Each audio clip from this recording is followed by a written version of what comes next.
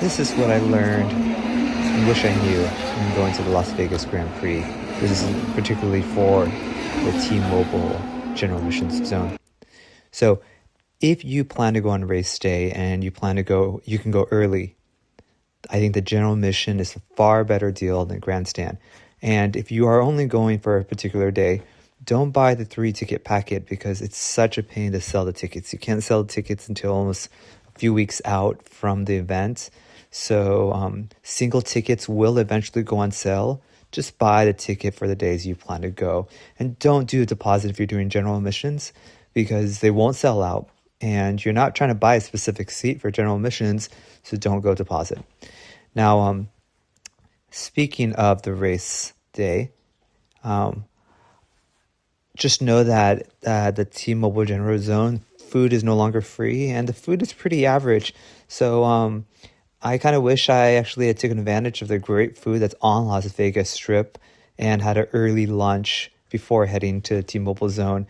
You know, on the Vegas Strip, there's momofuku, din tai fun, that's just kind of Asian cuisine, but there's all kinds of great food. If you make an early reservation, which is a must on race day, I think I should have just saved the money, spent it on the Strip, and then head over to the venue.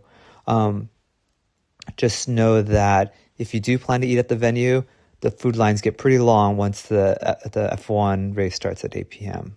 Be aware of how to get in, which I feel like they didn't really explain to me. So the doors open up at 2:30, and we walked from the Strip over to Sand Avenue, and it was just kind of like across with the Venetian like convention center.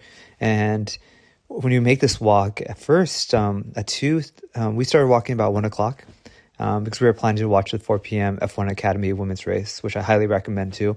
And it's a pretty quiet walk, so you kind of think like you're going the wrong direction, but you aren't. And the doors open at 2:30, but we wanted to get there at 2. And the reason for that is for general admissions, there's some great seats if you can get in there right at the beginning. So I would recommend, if you're planning to go general admissions, which I think is the right way to go, you need to be able to show up early and support the women's race as well. I just reminded there that they're very serious about the stadium approved size, clear backpacks, things like that, and have your mobile tickets ready. So when we enter, and again, we walked over from the Vegas Strip about 1 p.m., got there about 2, and we're first in line at 2:30, or I should wish we were the first in line at 2:30. We were actually about 15 minutes off, and that's going to make a difference in a moment when I describe to you is where you should go. So what you should do is when you enter, you'll be on the sphere side of the track once you enter past security. And the first thing you should do is you should rush over to the cross bridge. So this large black bridge with the Lenovo sign this year. I don't know what the logo would be that year.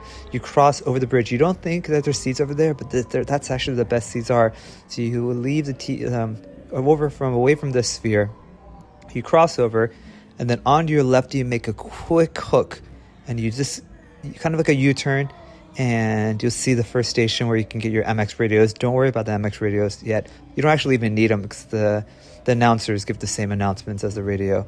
But you just kind of straight over here and U-turn over here, and then you get to this podium, and this bleachers. These bleachers are open. These are not seats, so they're different from the seats that are all the way in the back. These are general admission. So your general admission allows you to sit here, and these are the best ones here because if you can sit on all the way on the right in the upper corner, you get a view of the grandstand screen. So you can see the play-by-plays of the race. You can also see the live concert behind you, and you can see the sphere. You see them make this great turn. It's a very intense turn of the race. We weren't exactly the first in line, and then we went to go get our MX radio, which we never used. And by the time we got to the the bleachers, we were already in the middle of the bleachers, which still are great seats. If you're forgetting, we're there for the women's race. These seats, by the time it's the night race, is packed. So, if you are going with somebody, always make sure you leave your something there to mark your seats because somebody will sweep in and take your seats if you leave. Speaking of pop-ups, highly suggest you do those not on race day. So if you're going to come early, check those out on the Thursday, Friday. They're free. So there's really long lines on race day. Know there's some free things around town. You have Amex cards as well, like the high roller Ferris wheels free, and next to that, also the link. While not free, I think the zip line there is a pretty affordable, fun thing to do. And I hope you learned something from what I wish I knew.